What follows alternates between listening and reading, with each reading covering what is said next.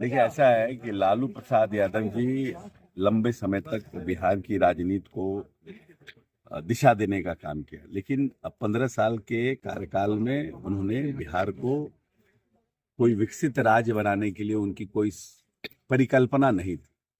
वो तो इस प्रदेश में चरवाहा विद्यालय बना रहे थे, और जो बड़ी आबादी अति पिछड़ों की है, दलितों की है, या गरीब जो आर्थिक रूप से विपन्न लोग थे, उनको ये चरवाहा विद्यालय भैंसे पर पढ़ाई करने के लिए भेज रहे थे। तो कोई 21वीं सदी का बिहार का इनके पास कोई परिकल्पना या सोच नहीं थी। अब आज जब झारखंड में इनकी सरकार बनती है, तब वो नहीं कहते हैं कि ईवीएम से बैलेट में जाना चाहिए। बिहार में जब वो बाई इलेक्शन जीतते हैं, तब ये नहीं कहते हैं कि ईवीएम से बैलेट होना चाहिए। लेकिन अब क्योंकि उनके पास कोई मुद्दा नहीं है, कोई इशू उनके पास अब बचा नहीं है, तो एक नया राग अल्पाने का काम किए हैं कि ईवीएम से हम बैलेट में जाते हैं, जबकि सुप्रीम कोर्ट ने भी इस मुद्दे को रिजेक्ट कर दिया है और ईवीएम को पूरी तरह से उन्होंने सेफ माना है। तो हमको नहीं लगता है कि इस बात में लालू प्रसाद यादव जी के इस बात में कहीं कोई दम है। पप्पू यादव और लॉरेंस गुट के मामले को सरकार किस नजर से देखती है? नहीं, हम लोग पप्पू यादव को नोटिस भी नहीं लेते हैं।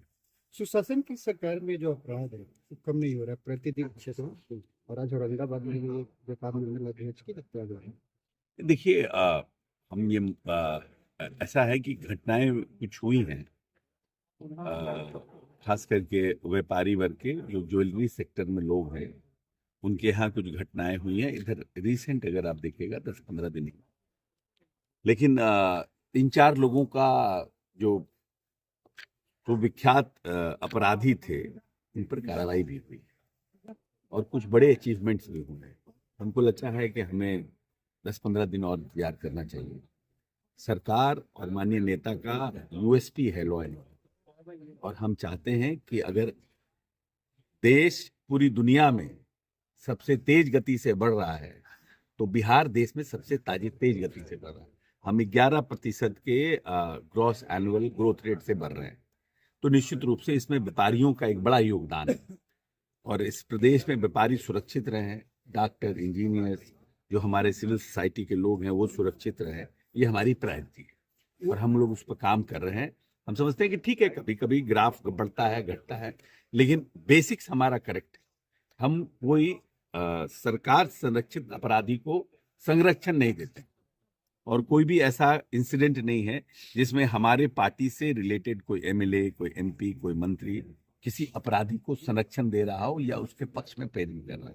मुख्यमंत्री की जो प्रस्तावित यात्रा है उसमें प्रशांत किशोर बोले हैं पाठ की हड़ी हो बार बार नहीं चढ़ती है, और इस बार जो उपचुनाव में हार हुआ इसका बदलाव में एमएलसी चुनाव हो रहा है। क्या कहते हैं? ऐसा है कि प्रशांत किशोर बेसिकली है व्यापारी, और इसको कहा जाता है कि वो कोई आलू के व्यापारी नहीं है, कोई सोना के व्यापारी नहीं है, ये राजनीतिक व्यापारी, ये राजनीतिक पार्टियों के लिए व्यापार करते हैं।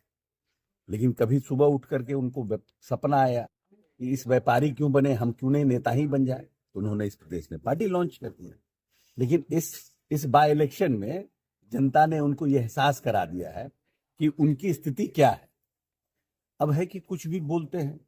नीतीश कुमार ऐसा नेता है जिसको ये बिहार 24,000 करोड़ के बजट का बिहार मिला था, और आज 18 साल में ये 2,80,000 करोड़ का बिहार है। इस प्रदेश में 118 नरसंहार हुए थे, पूरा शाहाबाद और मगध का इलाका लहूलुहान था। धार्मिक जातीय उन्माद अपने चरम पे था, धार्मिक उन्माद उसी तरह अपने चरम पे था। तब बिहार को नीतीश कुमार को बिहार मिला था, और उन्होंने इस 19 वर्ष में सबसे तेज गति से चलने वाला बिहार बनाया है। यहाँ पर 7,000 पर कैपिटा इनकम बिहार का था, और आज 37,000 पर कैपिटा इनकम बिहार का है। पिछले 5 वर्ष का कृषि क्रमण्य पुरस्कार बिहार को मिला है।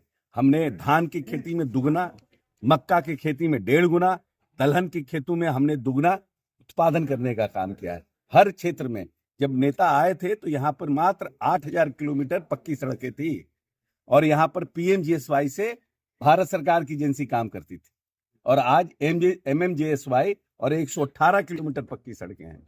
इसीलिए किसी के बोलने से नहीं होता है।